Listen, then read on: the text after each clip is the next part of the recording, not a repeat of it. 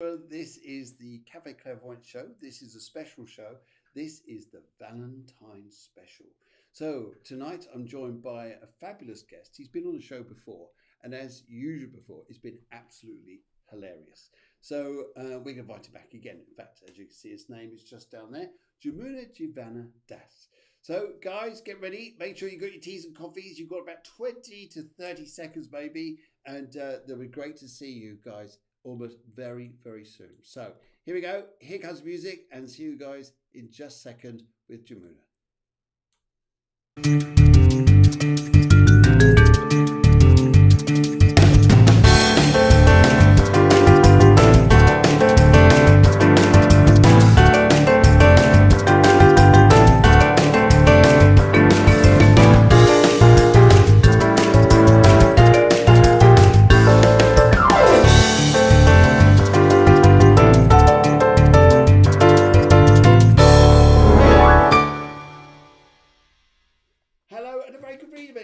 Good friend Jamuna. Yes. Hare Krishna.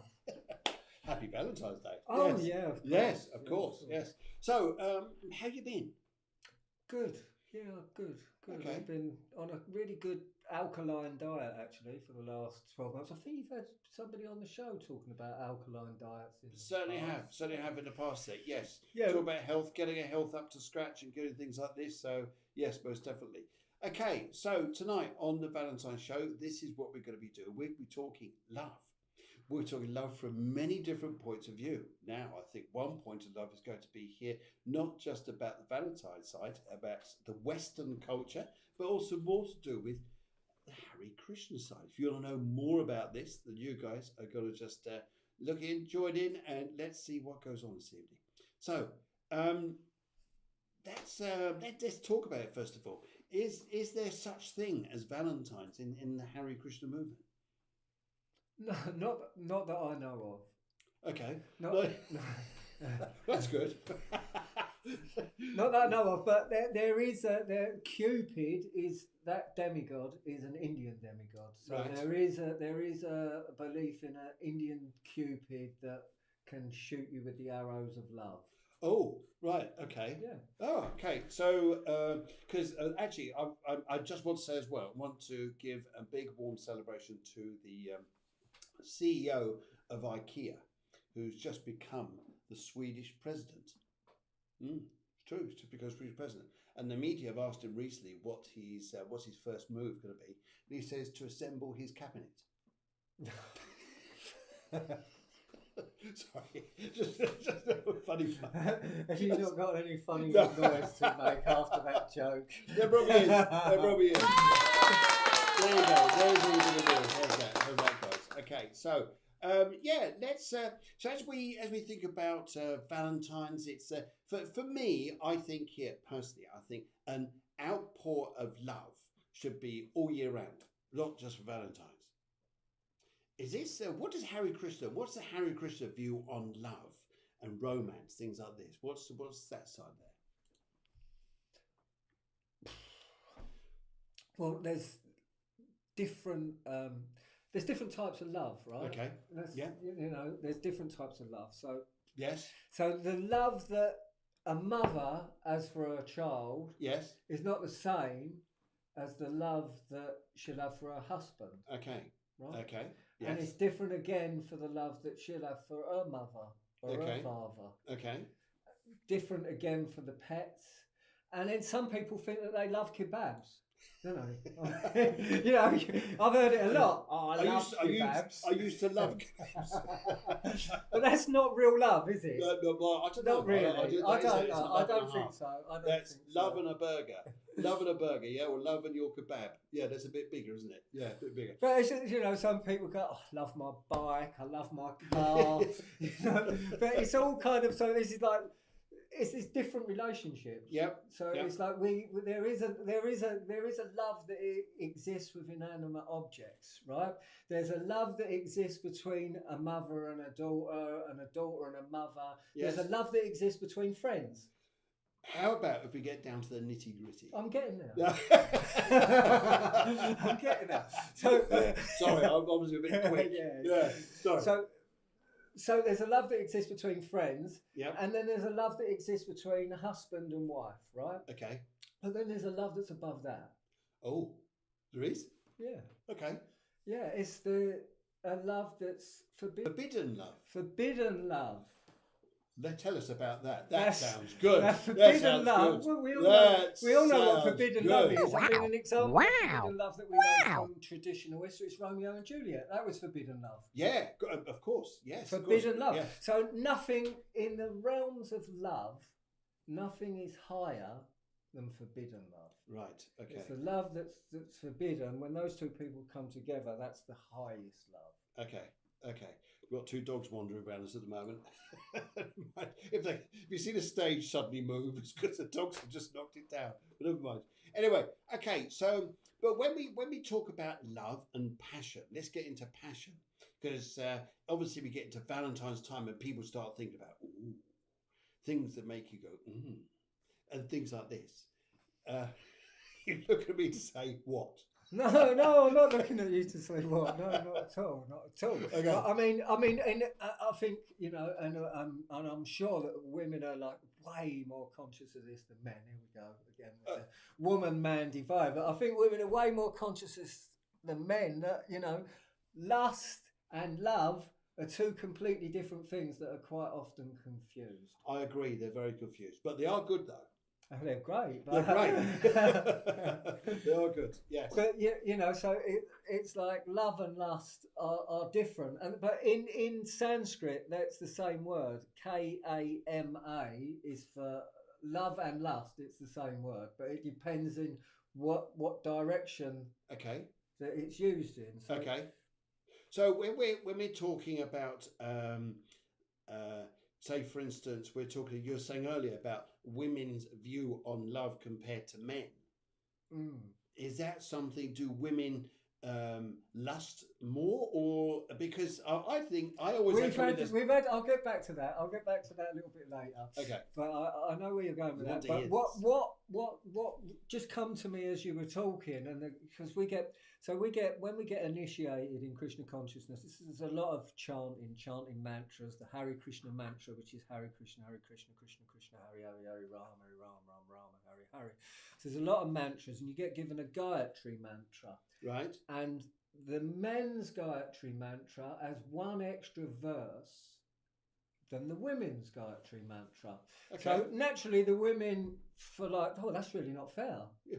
Okay. That's not fair. Why have they got an extra one? Yeah, I agree, it's not fair. Why have they got an extra one, you know? So they went and they had a meeting with my guru, and they're like, we don't understand why the men have an extra mantra. We feel deprived. Oh dear. This isn't good. So, this isn't good. My guru said, well, it's pretty simple. Yeah. It's the woman's heart is already soft, and the men have to have an extra mantra to soften their heart a little bit more. Oh. Right. So okay, you're not really deprived at all. In fact, you're in a more of an advantageous position. When it comes to love, women are more expert at love than men, definitely. I think so. Come on, guys. You've got to give a bit of reaction here. Women, do you think you're more expert at love than men?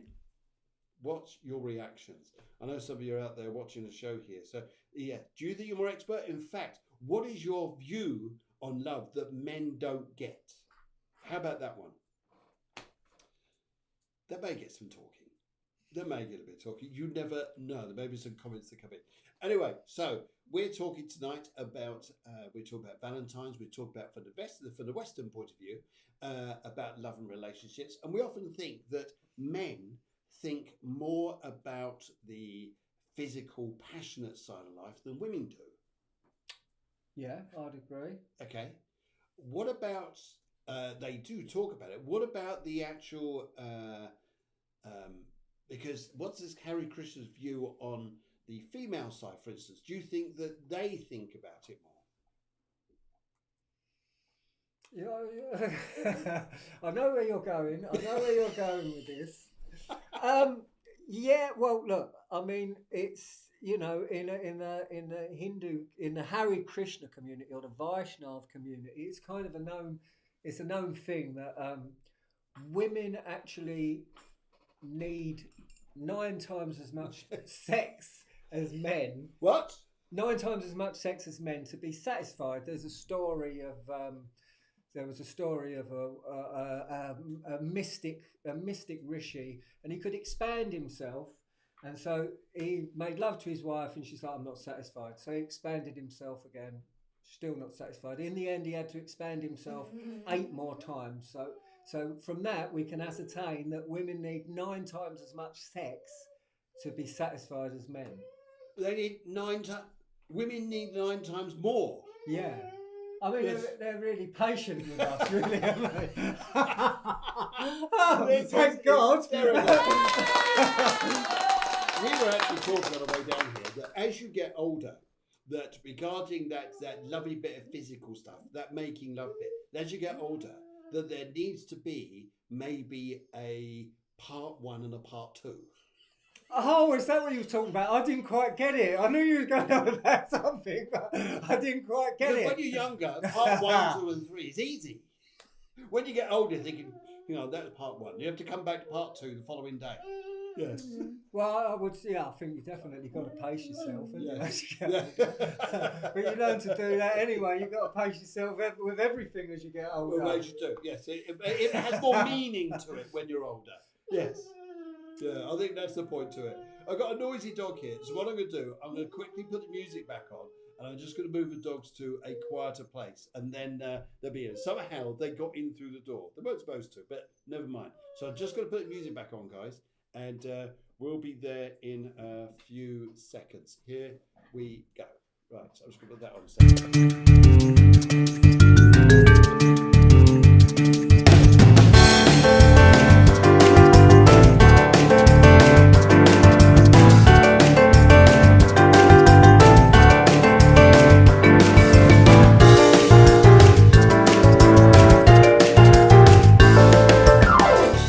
Sorry about that. Yes, we had 2 dogs in here running around, and they weren't listening to the show. They wanted full attention from us.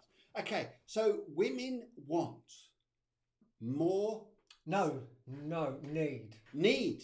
Yeah, not necessarily want. See, that's they definitely need.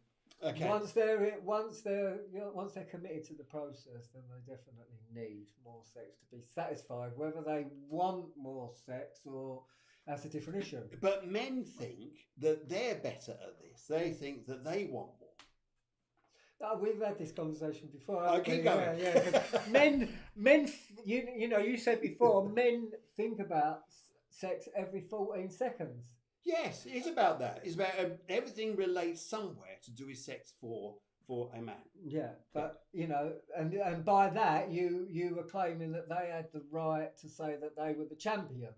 Absolutely. And I'm like, yes. Yeah, but dude, they're only thinking about it. There's a big difference between thinking about it and doing it. Where women think about women are more than capable of long sexual experiences, and we're not. That's just the way it is. We feel really deflated, Oh, really. It's well, I don't know. I'll tell you what keeps me going. Go on. And this is a little bit, it's on the edge, but it's like, look, women, there's lots of women that don't even have a man that are totally capable of satisfying each other. So, and neither of them have a penis. So if they're able to satisfy each other without a penis, then it's not all about the penis. Well, it's about the whole body. So you don't need to, I think it's important to make sure that a woman is satisfied before you think about yourself. That's the trick. Okay, so obviously, the ritual dance thing, like swinging off the lampshade, stuff like this, really doesn't do it. Is that Batman outfit, maybe. Batman outfit, maybe. Yeah, maybe. It'd take ages to get one of them things off. Oh dear. So, guys, have you got any questions out there you would like to ask about Hare Krishna and the views on love and relationships? Have you got anything you would like to share? Anything you would like to ask? Because this is a love show tonight. We're not here just biased with 2 men talking from a male point of view. Come on, ladies. We want a female's point of view about relationships and love and what Valentine's means to you. Is this a time here that you think should be spoilt just for a woman? Should be spoilt for both? Could there be something else that you think of as well? And so, yes, guys, let's hear it from you. If there's anything you'd like to say, I'm just waiting to see what's happening to the broadcast here. The template that comes in showing the feed for some reason is a little bit slow, but we should get your comments through very soon. And if you are commenting in, we do apologise for not getting them yet, but it may be due to a big internet thing because everybody's online talking to somebody else around the world about how much that they love each other, which is fantastic. It's lovely. But so is there a set day in the with the Hare Krishna calendar which is denoted to love?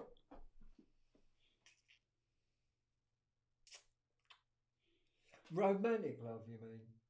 Because like I said earlier, there's different kinds of love. So yeah, there's a day dedicated to brother, there's a day dedicated to mother, Yes. There's a day dedicated to father, no doubt there's a day dedicated to wife. But how about romantic love? Lover, I don't know. You don't I know? don't know, because the thing is, it's all about romantic love. Radha and Krishna, which is the center of it, they're, and the gopis, it's about romantic forbidden love. Their love is forbidden. It's romantic forbidden love. And what they would do on the full moon is they would do this thing called the Rasa dance, where Krishna would dance with, I think it's some ridiculous amount of gopis. Like, gopis are girls that look after the cows, and they're usually aged between 12 and 16. So, and Krishna at this age, Krishna was, I think he was no older than about 14. I'm not sure of the ages. Some people who know the precise ages of everything will probably be stamping their hand down and saying, he's wrong. Okay, so this is these dupes, you call it? Gopis, and they look after cows. Yes. Okay, because the cow is called in Sanskrit is go. Go. So, and one of Krishna's names is Govinda. Okay. Another name of Krishna is Gopala. So they're all names that are related to the pastimes with the cows. This sounds really interesting. So, if we, so you say the cow. So is the cow a holy animal in the Hindu? Yeah. The cow really is treated like mother. They have pet cows in India. They have their own little house. I was seeing this cow was in its own little house. I've heard of these this. Beautiful horns. I think it must have been some kind of special cow. And I was in India, a very holy place, Vrindavan, where Krishna did his pastimes when he was on earth.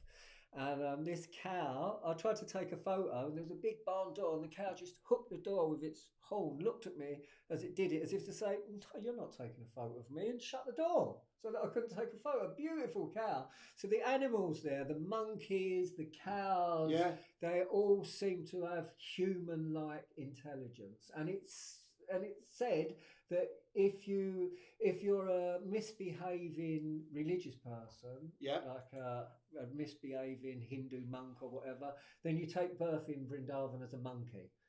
And there's thousands of monkeys in Vrindavan, so that's no surprise. In Kali Yuga, the age of quarrel and hypocrisy, most of the dodgy people become priests. I'm sorry, but I'm not saying everyone. I'm not like tarring everyone with the same brush, but organised religion is the last hiding place of a lot of messed up people. Okay.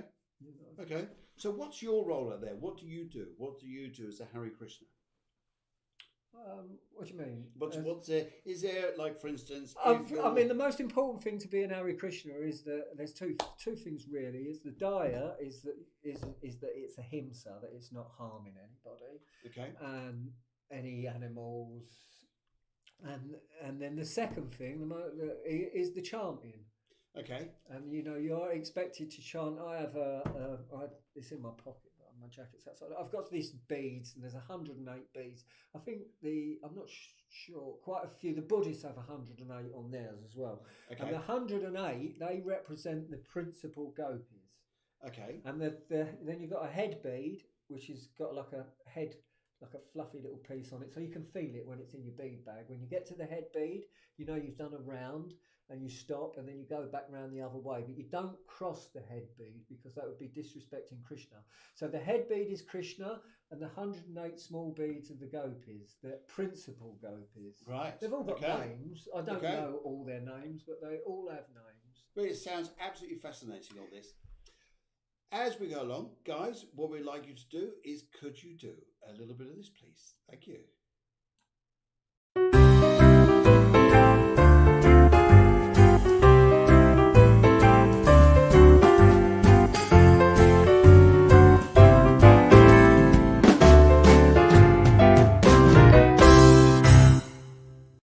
Okay, right. So, yes, please share the show.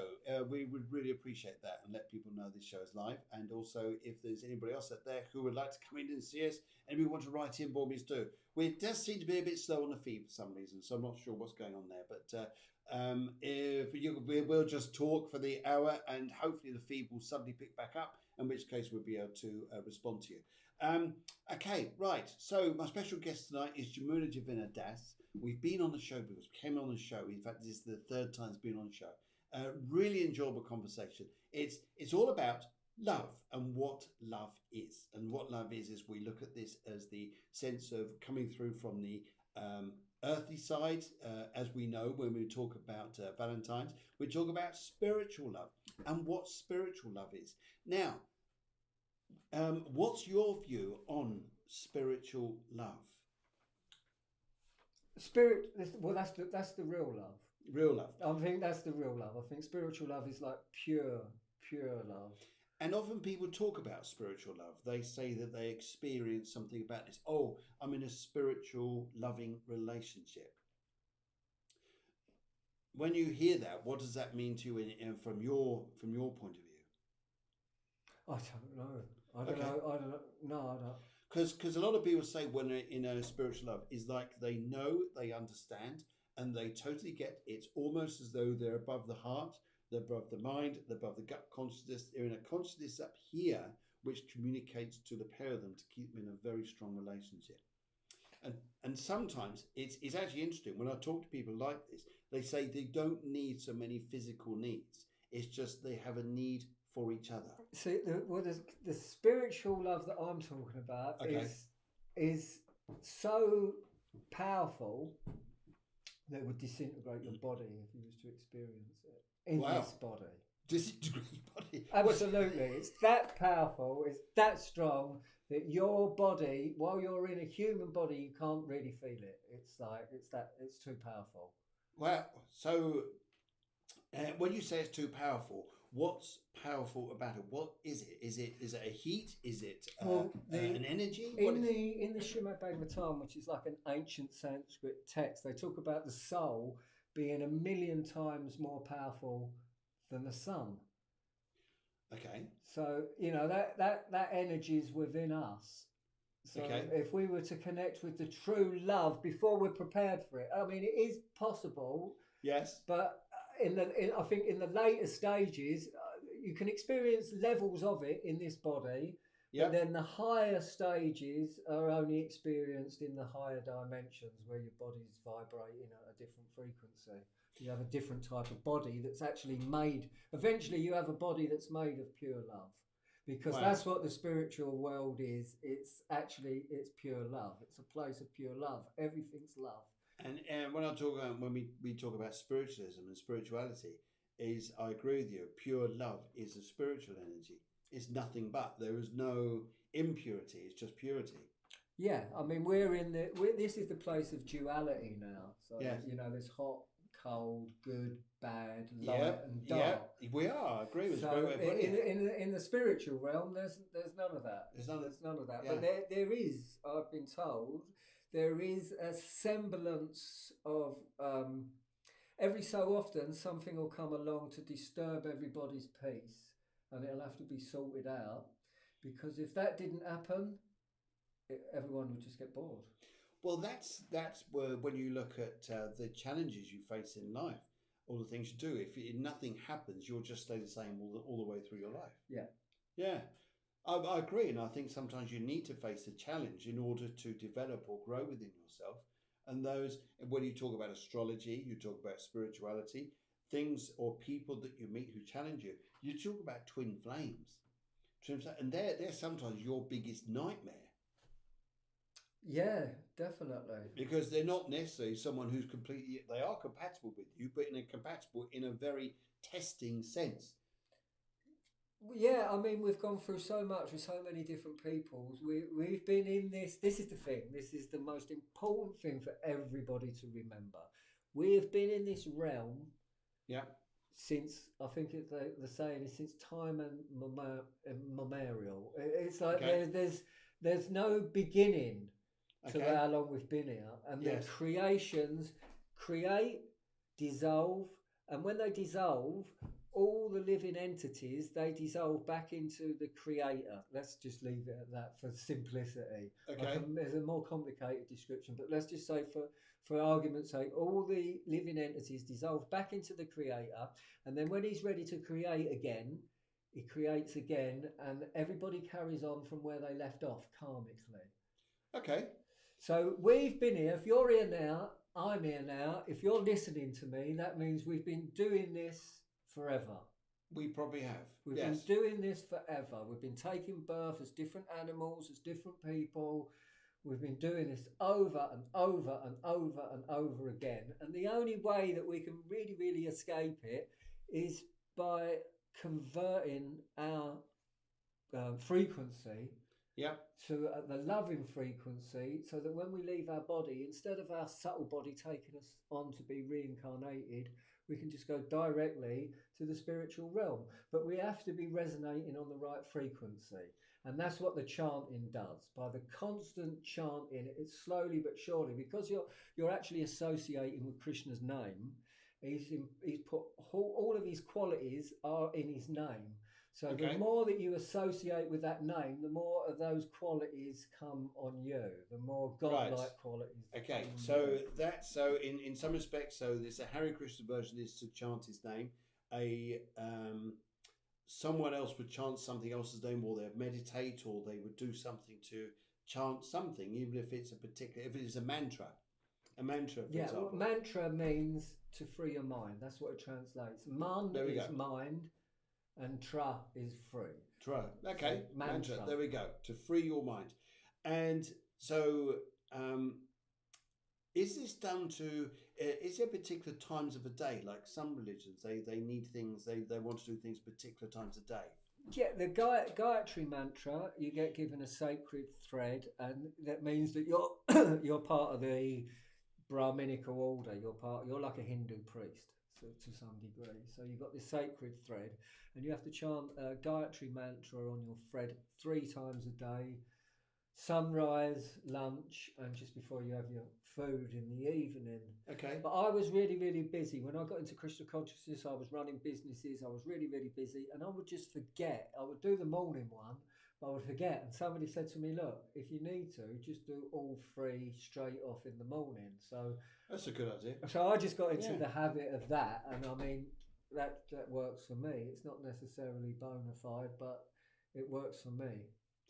So so you do this 3 times a day, and is there for example, a lot of people, what they're experiencing now is they can actually get more connected spiritually. A lot of people saying they're turning more towards spirituality or Hare Krishna or belief systems like this, and actually now working in that. Some people say they trust the process.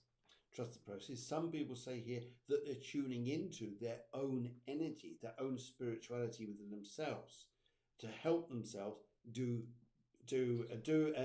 achieve what they want to. Do you think here that when you do the Hare Krishna chanting, that it strengthens your inner self, or you strengthen the connection between you and God? What is this connection All you're of doing? it. All of it. All of it. I mean, one of the things that it does so much stuff. And it's not just for you. I mean, I used to chant when I I'd chant for me. When I got into it, I was chanting for me and my kids. I was chanting that, Krishna to protect my kids. I hadn't been a great person all my life. Yes. And suddenly I've got children. I'm like, oh my God, no, please don't punish me by doing anything to my children. So that was an initial reason that I got into Krishna consciousness. At a certain point, that protection was taken away. Yeah. And then I was like, well, it was pretty shallow worshipping you for protection anyway. So I'm just going to stay in. All right, take the protection away. I don't care. I'm still going to stay. I'm just going to stay. I'm going to carry on doing it anyway. Yeah. So take the protection away. So okay. Where was we? No, so what we're talking about is is the connection that you have when we talk spiritually and we're feeling spiritual within ourselves. And the chanting. And the chanting. What it does. So, and initially, I used to chant for myself. But now, because actually chanting is really, really good for the place that we live. Yeah. For the whole environment. Apparently, every time you say Hare Krishna, it travels around the world 7 times.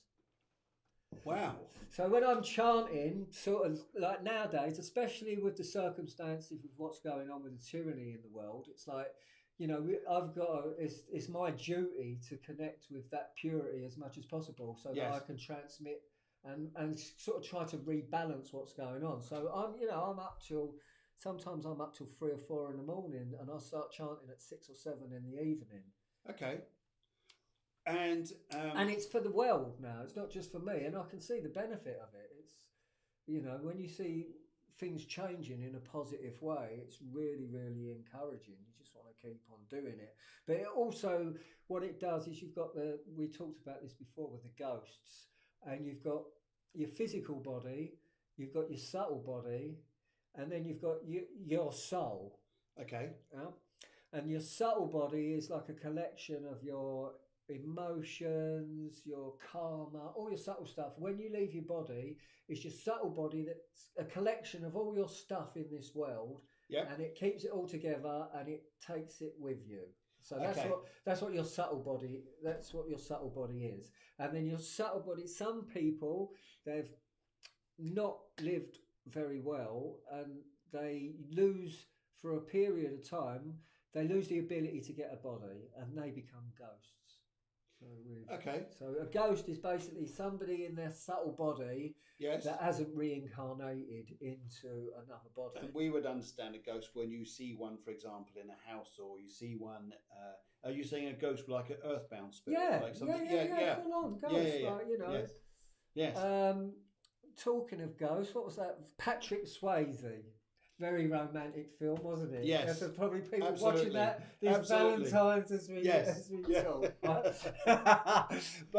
no, I'm not making light of it because girls don't like it when you make light of romance. I found that out recently, and to my own deadly cost, and I won't be doing that again. I'm very sorry. There you go. So it's so interesting, this is, because when we think about spirituality, with the normality of life and all this stuff that goes on here, we suddenly connect with thinking, my God, there's such a bigger belief system out there. We are so limited sometimes in thinking. I mean, what made you choose the Hare Krishna path? Oh, so it was basically, I had like an out-of-body experience when I was 16. Okay. And I saw everything I was sort of floating above, about 4 foot above my body, and walking along, coming back from the fun fair with my friends, and everybody looked as if they were kind of like moving really mechanically, like this. Okay. Yes. And their skin looked really plasticky, and their hair looked really wiry, and suddenly I thought to myself, oh my God, we're just advanced machines. That's all we are. I've heard of people saying we have fuel. We have like an engine. We're just advanced machines. This was the thing. I thought we're just advanced machines, and it was kind of quite heavy. And then about a year later, or maybe sometime later, I picked up a book, a Hare Krishna book, and I just flicked it open on a page because I thought if there's any information in there that's relevant to me, God knows why I thought that. If there's any information that's relevant to me, it's going to fall open on this page. And I opened it up, and there you go. It said, the body is a machine made of the material energy. The soul uses the body to exist in this realm, and the soul changes bodies just like your person changes clothes. I agree with you. And I was like, oh my God, I've seen this. I've actually seen this with my own eyes. So there's sort of different levels of consciousness. And, you know, I can tell people that they're not the body. And I can say, you're not the body. You're definitely not the body, because I've seen it. Okay. I have actual realization of this fact. So when I tell people that they're not the body, it has more potency. Okay. So we come back to, there was a story of a guru took a man took his child to his guru. He said, I want my son to stop eating sweets. Right. He said, okay, no problem. Bring him back next week. So he took him away, brought him back next week. He said, okay, last week I come. You asked me to stop your son from eating sweets. He said, yep. He said, he looked at the son. He said, you must stop eating sweets. So he looked at him strangely. He said, why didn't you tell him that last week? He said, last week I was eating sweets. So, you know, you can't be telling people to do something that you're not doing yourself. Very true. Very true. Yes. There's like, you know. Yeah. So. Do as I say, not as I do. As we hear sometimes, yes. Okay, thank you very much. It's nice to have the feed coming through now. For some reason, it was very slow moving. Now we've got Deanne, we've got Deborah, and we've got Sarah joining us through this evening. Now, if you guys have got any questions, by all means, please ask. That would be lovely to have you coming through and just asking Jamuna any questions that you'd like to hear. Now, we, the spiritual people, think here, and several different belief systems, that with love of your life, the amount of times we reincarnate, some people say it's 7 times. Some people say, I've heard other people say it's 2 or 3. Sometimes it's more. With a Hindu marriage, they do a fire sacrifice, right? And you know what? I think Banana Rama was Annie Lennox, right? Banana Rama, Lord Rama, Hare Krishna, Hare Rama, Banana Rama. When you do the fire sacrifice, you put a banana in the fire. So isn't that amazing? So, how many people do not know that? Loads, everyone. Yes. I was like, but you know, Banana Rama, they were friends with Dave Stewart. Dave Stewart was a Hare Krishna. Annie Lennox's boyfriend was a Hare Krishna, and she had a really bad time with him. And she wrote "Thorn in My Side." Yes, she did, and that was about him. A Hare Krishna dude. So yeah, some poor guy. Yeah. Poor guy. I don't know. So, how many times do you do the Hare Krishna say you reincarnate? Is there a time or not? Well, in a relationship, if you do the fire sacrifice, which is where I got the Banana Rama, you put the banana in the fire, sit around, you throw grains on, oil. Everyone sits there chanting these mantras. When they throw stuff on, everyone's saying that Svaha. I can't remember the rest, but that's the bit that's stuck in my mind. Svaha. You just stuck all the stuff on Svaha, and then you get like a little bit of the fire gets put on your head afterwards, and it's 7 lives. 7 lives. 7 lives. 7 lives. Because in spirituality, it's endless. It's just you keep going until you learn things. And it's interesting. No, 7 lives with the same person. 7 lives with the same person. Yeah. If you do a fire sacrifice, you've committed to have 7 births with that person. But I'm not entirely sure that they're chronological. What happens if you don't like them? Well, that's what I mean. That's why you've got to be very careful who you marry. Oh God. Okay. This is good. Right. Okay. Sarah says, I believe we reincarnate an infinite amount of times. It depends on your karma and your choice. Yeah, totally. Yes. Totally. So, yes, that's interesting. Right. Yes. Yeah, we just keep reincarnating until you either get nirvana, which is the Buddhist self-realization, right? Or you become a self-realized soul and you get the Hare Krishna self-realization. There's 2, they're very, very subtly different. Yes. The nirvana is you merge into the oneness. Okay. But you give up your individuality. Okay. So does that mean you don't come back down again? No, well, technically they say you don't, Yeah. But because the soul is not created for nirvana, the soul is created for love in exchange. Okay. So because the soul's created for love in exchange, eventually you fall down from the nirvana. Okay. Eventually you get restless, you realise that something's not quite right, and you get restless and irritated, and you fall from the Buddhist nirvana. Okay. And the Buddhist nirvana is, so we've got black space if we look between our stars. Yes. It's all black space. Yes. But in the spiritual realm, it's white. It's light. Yes. Between all the different Yes. realms. There's just white light between all the different realms. And there's different, I mean, Srila Prabhupada said Jesus Christ has his own realm where the Christians go. There's all different parts of the spiritual realm. So people worship Ram has his own place. The people that worship Buddha have the Brahma majority, the people that worship Krishna, and then Krishna has different relationships. So when he's in Dvaraka, he's married with the 16,108 wives. When he's in Vrindavan, he's not married. But the gopis are. Okay. Yeah, the gopis are.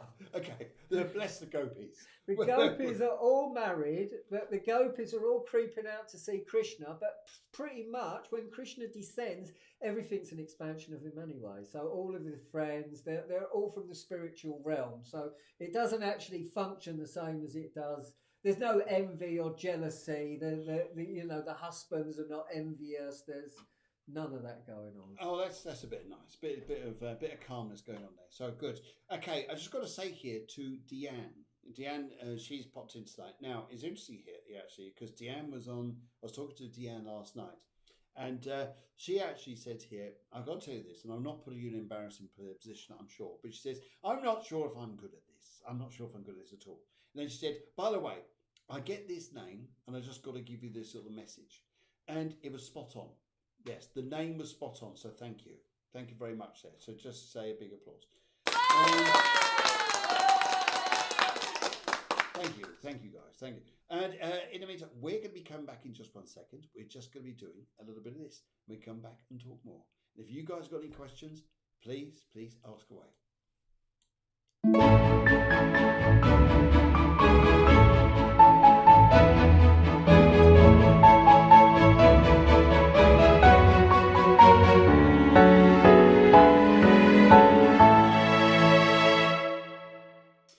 Okay, so tonight we're talking Valentine's, we're talking Hare Krishna, we're talking about the wonderful things we do on Valentine's Day. Things that go, things that should go, right? Sometimes they don't. So, Deanne's come back and said, wow, that's exciting, glad to hear that. Yes, so please put to bed any worries that you have about yourself or what your abilities are, because you were incredible. So thank you very much for your information there. Great. Now, as we come up to the last 15 minutes of the show, if you guys have got any questions that you'd like to ask, is there anything you need to know? Is there anything you would like to ask about Hare Krishna, about spirituality, anything at all? Is there something that's on your mind? There's something that I want to ask you. Go on then. Well, it just come into my mind, and I wonder do you think that animals love each other? Yes. Oh, do you? Yes. Yeah, I think they do too. I think they do. Yes, I think they do too. I was in India one time. I was in Vrindavan, and there's like I said, there's loads and loads of monkeys, and there was a lady monkey with a little baby monkey, and I don't know. She was doing something. She was taking care of him. I said to my friend, "Oh, that little monkey up there. That's really really sweet." And then her husband come along, or the man monkey come along. He looked at me. He put his arm round her. He looked at me and he went. Say, don't look at my missus. Look at my missus. Don't look at my missus. Don't look at my missus. It was hilarious. It really, really was. So yeah, I think they definitely have very, very similar feelings to us. But what's love? That's what we're coming back to. That's the question of there's possessiveness the same as love. Now, this is no. Now, this is just what I was going to step into. This is a really interesting part about love, because I think if you love someone else and it becomes, yes, if it's possessive, then there's an insecurity in the person who's loving that person. Yeah. And also, because they're loving that person with possessiveness, is it love? Yeah. Yeah, because I think love's bigger than that. Yes. I think love's bigger than that, those basic emotions. I think that they're kind of like, they're pointers that there's something bigger and that there's something worth holding on to. But Yes. they're not love itself. No. They're definitely, and they're bad pointers. They're things that we need to lose, or We have to destroy any love that is potentially there. Yeah. Basically. And I think it's a big insecurity on the person who is possessive of the person they say they love. However, I think it's because they want them, not love them. Deep down, that's on a subconscious level. Yeah. I'd agree with you 100%, Yeah. because they feel that they don't deserve the love. Now that's isn't that interesting? Ooh, you know, I'm quite. You must have seen my post. I'm quite up on all this narcissism disorder. Yes. Now it's interesting. As we also do a show about narcissism, that'd be interesting. Oh, definitely. Yes, yeah, definitely. Because it's interesting here, because when you are in a love relationship, it's so beautiful because nothing else matters. All right, you got normal life that does, but when you're together, you could be on a desert island together, you could be in the same shopping centre together, you could be it's appreciating each other, to respect the other person's needs, desires and wants. And I think it's about, if you love someone, you know what they want and what they need or want out the relationship. Well, you should do. Yes, you're in trouble if you don't. Should do, shouldn't you? You're banging up. Yeah, but no, you should do. Yeah. I mean, the same concept would be. It would be like so many people with my guru would go to him, Guru Dave, oh Guru Dave. They get on their knees all humbly in front of him. Oh Guru Dave, how can I serve you? How can I serve you? And he'd be like, and I could tell he's like, if you got to ask me, forget it, mate. Yeah. Totally. Because it's all you're doing this for is a show in front of all the other people here. The people that are serving me, just get on and do it. They don't need to ask me. They know what I need doing. They automatically know what I need because they pay attention to me. They know what I'm about. They know what my desires are. If you love someone, you know what their needs are. You know what their desires are. You know what they want because you care about that person, and you make sure you do. And I totally agree it is. And also, I think it's the tiny little things that make up that special relationship. Well, that's something that I'd expect a woman to say, to be honest with you, Phil. Women do tell me that. I've learned. Yeah, that's what I thought. Because that's not the sort of thing that I'd hear from a man. No. I hear this from women. Yeah. No, I think it's right. It's very, very difficult for us. I mean, now we're crossing the bridges, the boundaries into the men are from Mars and women are from Venus, aren't we? Because because we do think differently. I mean, I go out, I bring all the money in, I provide everything for us, and I think I've done everything that I need to do. The martyr. So I don't need to get that little bunch of flowers or. Yes. But as I've got older, I realised that I'd have to do all the working shit anyway, even if I was on my own. You can buy yourself flowers. I do that work. I do that. No, but you do that stuff anyway to look after yourself, right? You do it anyway to look after yourself. If you're lucky enough to have enough to look after the woman and the children as well, that's fantastic. But you do it to look after yourself. So that's not really a contribution to the loving relationship. That's what it's took me a long time. I'm getting on a bit, as someone reminded me out here the other year. That's silver. There you go. It's platinum, dear chap. So platinum. I'm not getting any younger, and as you get older, it's true. We are a catch. You younger women, you can run after them young bodybuilders, but at the end of the day, they're never going to love you the way that you want to be loved. That's just the way it is. Now that's interesting here because then people love themselves more, or they think they love no, they themselves. do. I've had a few female friends that actually had relationship with bodybuilders, and they're like, the guy was in the mirror more than me. There's a little bit of vanity going on. Yeah, they're really funny. Yes. I love me, I love me. And I think as well, it's sometimes here it's interesting because if there's a problem that needs to be resolved, a man will just go A, B, C, done, end of problem. A woman wants to know, but how and why, the ins and outs. So it's not just resolved. It's just that, well, there's a problem. We've both got to get into this. Yeah, because I think they want to know, because we have a habit of doing things poorly, don't we? We have a habit of the wham bam thank you ma'am, you know what I mean? So we have a habit We're of back to... just getting in there, wallop, yeah, we're done, we're in, we're out, thank you very much. And the job, we think the job's done, but the job's not done properly at all. No. That's the reality of the situation. Unfortunately not. No, you need not really. to do about another 8 times as much work to get the satisfaction that's required. Less wham bam. Go. That is funny though. But no, that's why they want to know the ins and outs, because if we've done it, you can pretty much guarantee that we haven't done it to their specifications. And also, they want to talk about it more. Yeah. They need to talk more about why. The reason they need to talk is because it takes a big conversation to get us to admit to all the shit that we've done when we've done something. What? You are on a... No, I'm not. They have a really long conversation to finally get everything out of you. That's why they're giving you a long conversation.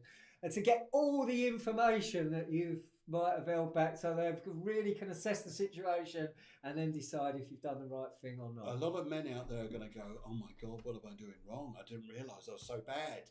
So bad. Yes, you're terrible. We're not bad. We're not bad. We're just different. Yeah, we are different and we have our own unique style. Yes, okay. Okay, Katrina, yes, okay. So glad to be here at last. Fantastic. Lovely to see you here. And brilliant. We're talking about spirituality. We're talking love. We're talking the time of Valentine's, all about love and what the outpour of love should be. Is it about relationships that we? It's about family relationships. So we should not just about Valentine's do with one particular person. It should be whether it's your animals, because animals need loving. I mean, let's be really, really honest, right? Okay.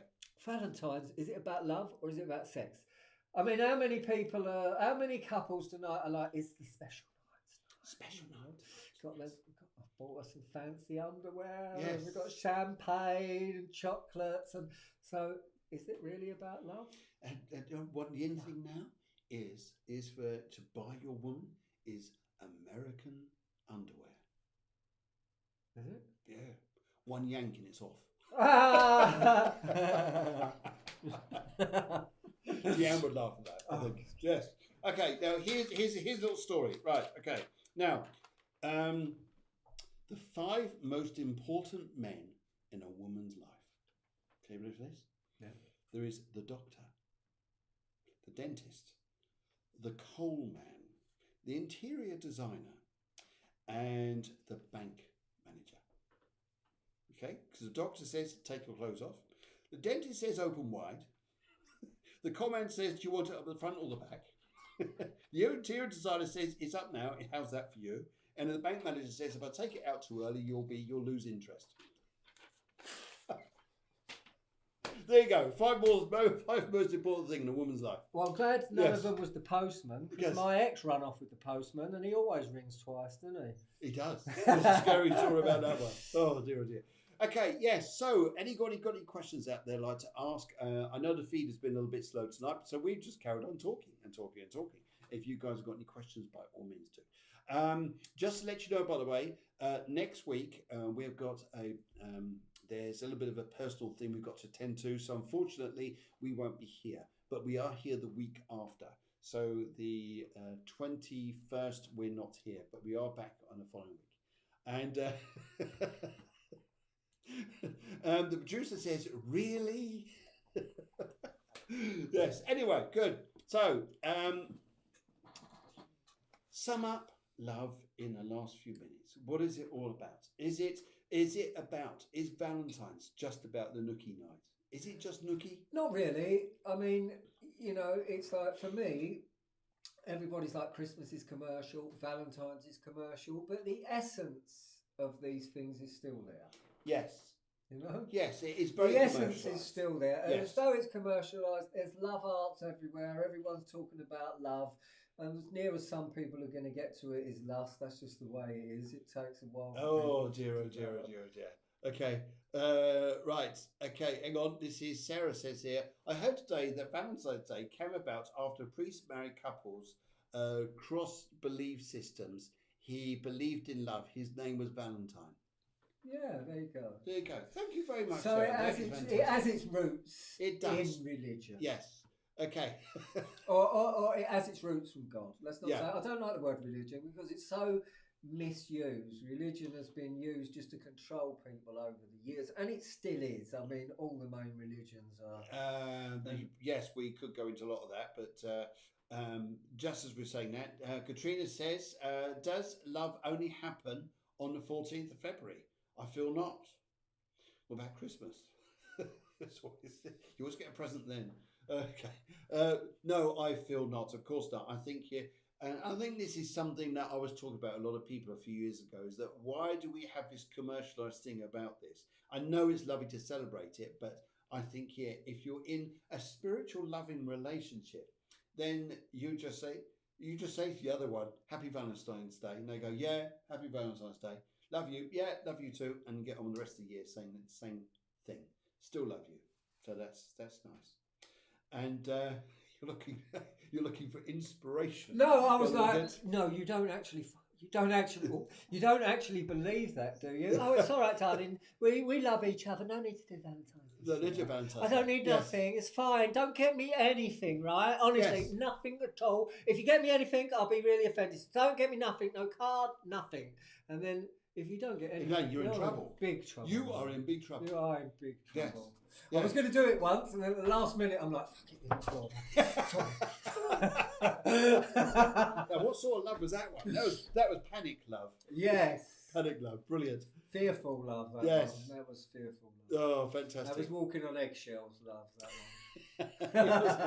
one. Anyway, great. So I think we had a great night talking about love, dissecting it, trying to look at it from both points of view. From all points of view, from the woman's point of view of love, what she needs, and it is interesting actually. If a woman is made to feel loved, uncomforted, and safe, she will give you everything. A man, everything. I agree. How's that? Have I summed it up, ladies? Have I summed that up? Make a woman feel special, important, loved, supported, humoured. I'm not sure about that. I'm not sure about that one. That's not the best choice of words. Never humour a woman, my friend. Just be very careful. Yes. But we've thoroughly enjoyed the show this evening, and thank you very much for joining us. I don't know why, but the feed was a little bit slow tonight, so we just carried on talking. So we didn't. If we did miss your question, wherever it was, we do apologise. But I hope you enjoyed it. We shall see you very, very soon. And just before we go, any other questions? Before we go, and do you have anything you'd like to say from? No. Just thank you, everybody. Hare Krishna, Jai Shri Radhe. Jai Shri Radhe, and a big heart and a big burger. The burger. Now that's it as well. That's the way to a man's heart. Is the heart needs to fill it with a burger. That's the way to a man's heart. Yeah, an alkaline burger. Alkaline burger. It works. Trust me. And it works. I've experienced it. Yeah, that sounds good. Burgers and hearts. That's exactly it. If we all had burgers and hearts, there'd be no arguments, no nothing. We'd all get along peacefully, happily, beautifully. You can actually feel love in food. You can. If your food's prepared in a loving mood, you can feel that love. The vibration of the food just feels so different. Yes. If it's not prepared with love. I mean, even when you're late home from work and the wife says the dinner's in the dog, you can see the dog so happy because he's feeling love. Oh dear. Enjoy the show. Good, wonderful. Thank you very much for joining us, guys. And we wish you a wonderful evening and take care and loads of love to you. Have a great Valentine's in your day and wherever you are, and give you peace and love. Take care. And Take care. Bye-bye.